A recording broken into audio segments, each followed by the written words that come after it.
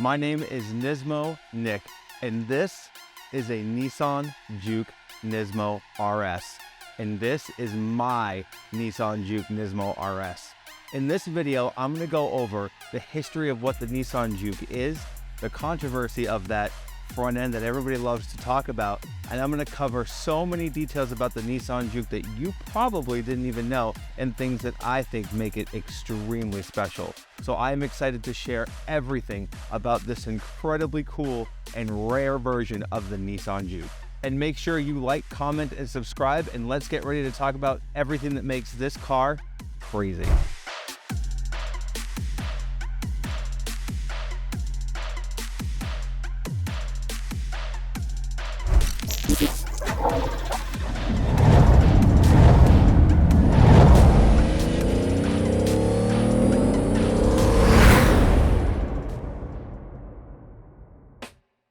The Nissan Juke came out in the 2011 model year. It debuted at the auto show in 2010, and I lost my whole entire mind. My whole mind. I love the fact that it was turbocharged, that you could get a manual, and the size of it, it was just perfect size for this little crossover hatchbacky thing. I fell in love, and I had to have one. So when the Nissan Juke was introduced, everybody lost their mind because it looked like a frog, because it was ugly, because it had your blinker up here and your headlight down here and your fog light down here, and now everybody actually does that same design. Everybody has that tiered lighting system, but it was on the Nissan Juke first. I loved it. I loved it because it was different. It wasn't your typical 370Z, 350Z, G37. Every time I would pull up into a car meet, I had something different. I had something unique. I had something that nobody else had. So I'm going to talk about my history with the Nissan Juke. When the car came out back in 2011, I owned a 2009 bright red Sentra SER Spec V, and I loved that car. I've had many of them. I still love that car to this day. I had gone back to Massachusetts to visit some family, and on the showroom floor was a leftover manual Juke with the sport package, the sunroof, had all the stuff I wanted, and I lost my whole mind and I bought it. That was my very first Nissan Juke. I took that Juke all the way to Texas, where in 2013, Nissan decided that, hey, we're going to come out with a Nismo version of the Juke, and then collectively lost my mind again. Don't you know I was the first person in Texas with a pearl white 6-speed Nismo Juke. I loved it. That car went through a lot of stuff, went to a lot of car shows, really kind of put me on the map with the Nissan Juke community that I've been a part of for, oh my gosh, like 11 years at this point. That Nismo turned into the 2015 Nismo RS. What is the RS model? We'll get to that later. But the RS was my third Juke, which turned into my fourth Juke, because that one didn't last as long as I had hoped it to. The fourth Juke, I loved that car. Another Nismo RS. I put all the money into it, as you see I like to do, and unfortunately, that car was totaled in a flood.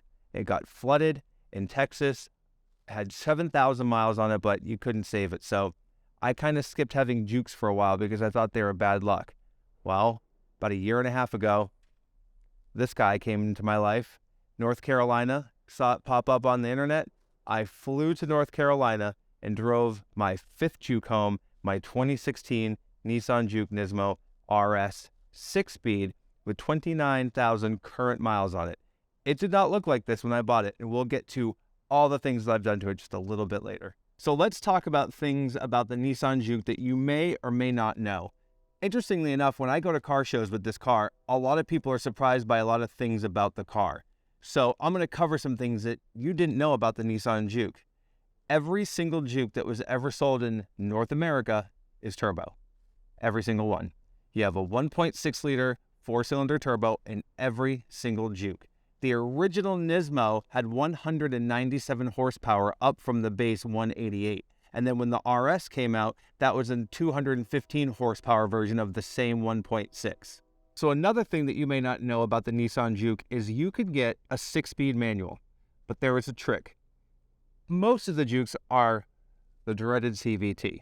The 6-speed manual, you only could get front-wheel drive. Could you get an all-wheel drive Juke? Absolutely. Could you get an all-wheel drive Nismo Juke? You sure could. Could you get an all-wheel drive Nismo Juke RS? Yep. But could you get it with a 6-speed? Absolutely not. Why? I don't know. Would I have bought the 6-speed with the all-wheel drive? I might have, but I mean, every Juke I have ever owned has been the front wheel, and I've had no issues with that, but I definitely will never ever own a CVT Juke, and you all know why. So what exactly is a Nismo Juke RS? What does the RS add? Well, it added 215 horsepower up from the 197. It added factory Recaro Nismo seats. Everybody wants the seats. Everybody talks about the seats. It's probably the best seat Nissan has ever put in any of their product, and it's in a Juke. So other things that made it a Nismo RS was an Alcantara steering wheel. A little bit of a visor over the gauges was finished in that same.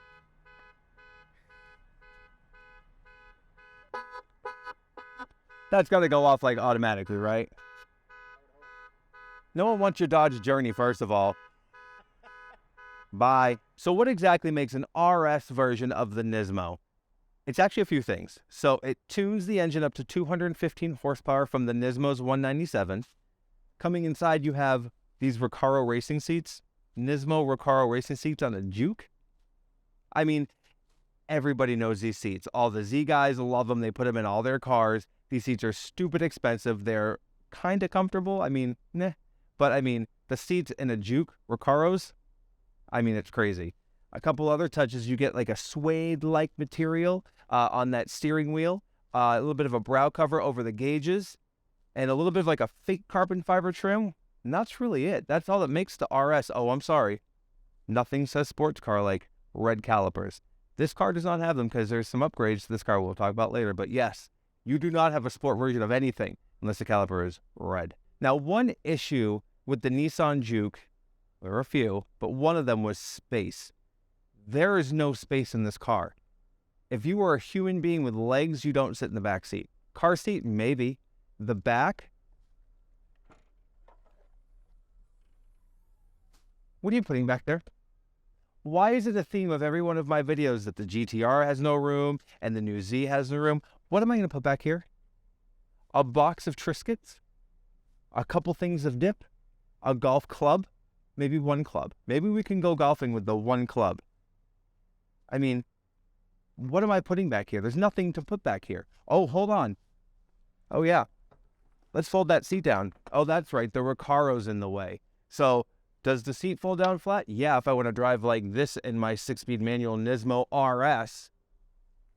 No boot. Now, another thing that I love about a lot of Nissans, but probably the most on this car, not just because I've owned 5 of them, bubbly butt. This Juke has back. It has all the back. Bubbly lights, bubbly tailgate, bubbly bumper, bubbly Juke butt. So who bought the Nismo Juke, or any Juke, I guess you could say? Well, the car was marketed towards the single, adult, college graduate, no kids, maybe a pet. That's who this car is marketed for. It's a small, taller hatchback crossover thing with enough power and enough kind of different style to really get the unique buyer. I have a different opinion. Bunch of single women love this car. It is like Mini Cougar car. They love them. They think they're cute. They look like frogs. I've heard so many women say, look at my little frog car. Ooh, my frog car. They love it. They love it. I love it, but I don't think it looks like a frog. I have a different opinion. But and a lot of women that own these cars, they keep them for as long as they can, if the CVT is not like obliterated itself by then. But for the most part, people keep these Jukes, and they actually keep pretty good resale value if they're still running. So let's cover what's done to this Nissan Juke. I literally don't know if I have enough time, but I'm going to start to cover some of the big things. InGen, I've been working with forever on performance parts for this car. They've done my upper intercooler piping, as you can see. Nismo actually has some support for this vehicle as well. I have a Nismo carbon fiber front lip from Japan. I have a Nismo cold air intake as well. It's on a Nismo exhaust. I mean, it's really cool that Nismo actually supported this car. A couple other things, Nismo open lug nuts. I have Nismo door sills. I have Nismo carbon fiber wing extensions. the fact that Nismo actually did some factory upgrades to this car, that's a huge deal. 2J Racing out of Florida has done a great job of tuning these cars and really owning this market. My front mount intercooler, that's from 2J. My tune from UpRev, got them from 2J. You know, if it wasn't for 2J Racing, a lot of these Juke enthusiasts, and there are some out there, wouldn't have the support of their vehicle. As you can see, the car is very much orange. It is very much wrapped.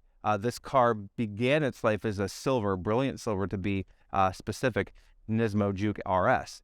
It is wrapped in Orifol Sunset Flip with an intergalactic black roof. It is nothing but flake, and I love it. So continuing on about the modifications done to this car, as you can see, I am on probably the brightest gold raised 57s you have ever seen, custom powder coated on Continental Extreme Contact tires. And then, can we talk about the brakes? Can we talk about the brakes? Akebono brakes off of a 370Z, which, believe it or not, basically bolt right up with the most just loudest powder coating you have ever seen. Do I need this massive brake for this car? No, but it's too cool, right? So the Juke was made from 2011 to 2017 in the US. And let's talk about some really surprising features this car has. You could get a Juke with 360 camera. I mean, that's just odd. A car at this price point, a car at this size, in the lineup of Nissan at the time, 360 camera was a huge deal. Bose audio is a huge thing for Nissan, but actually this car had Rockford Fosgate available. If you went into an SL model, you'd get a sunroof and you'd get heated leather seats and you'd have things like that.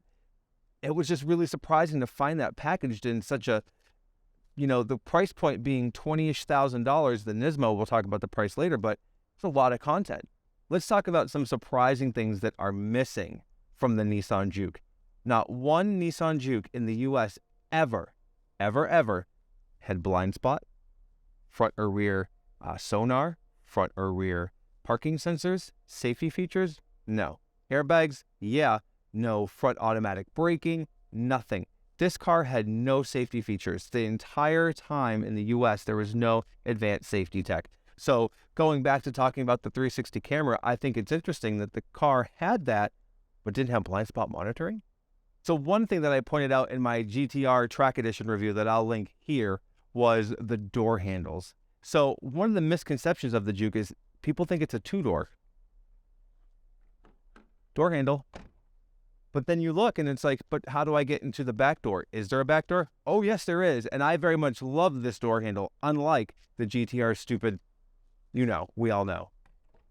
I mean, look, I grab it. I'm in. I can put my legless child in there because there's no room for a human, and I can close the door and be on my way.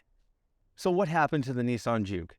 Well, it was discontinued in 2017, and there were a lot of special editions. There was a Black Pearl, there was a Stinger edition, all appearance. Nissan tried to spice everything up with the Juke Studio, which allowed you to have many different color options for your car, including your wheels. But in 2017, Nissan finally just canceled it for the US market. My opinion is, I think it just wasn't selling enough. Plus, they had just introduced the Rogue Sport, which was not much bigger than this. And then later on, the Kicks, which is about the size of this, just packaged a little bit better. Believe it or not, over in the UK, they're still very much a Juke. They've made hybrids, they've made diesels, they've made an electric and e-powered Juke. And the redesign in Europe is chef kiss. Like, I would do anything to get my hands on a European spec Juke. I just wish they brought it here. And I don't think there is room for it now. I think that everybody's going EV and everybody's going the way it's going. And so for Nissan to bring back the Juke, it would only make sense to be a little EV, and I don't think that would sell. That's why I think this car is special, because it is a true unicorn. It is a analog, 6-speed manual, turbocharged, small car that everybody can afford, and they're just not making anything like that anymore. Nobody is. So one thing that's pretty unique about the Nissan Juke is this really isn't that much of a parts bin car. The entire interior is its own. The center console is actually designed to look like the gas tank, the middle part of your motorcycle, believe it or not. A lot of the early marketing was the motorcycle designed interior. Your steering wheel, yes, that steering wheel is shared with other Nissan products, but that's really it. Nissan really put a lot of time and effort and a lot of special stuff into such an unwanted and such a controversial car. So let's talk about the climate control screen. One thing I love about this is that no other Nissan has this. This is special and unique to the Nissan Juke. As you can see, you have your AC, turn it off, your defrost, where the air is coming from. But what's D mode? Check this out. Now I can configure if I want normal, sport with a little boost gauge, eco, and then I have some drive info as well.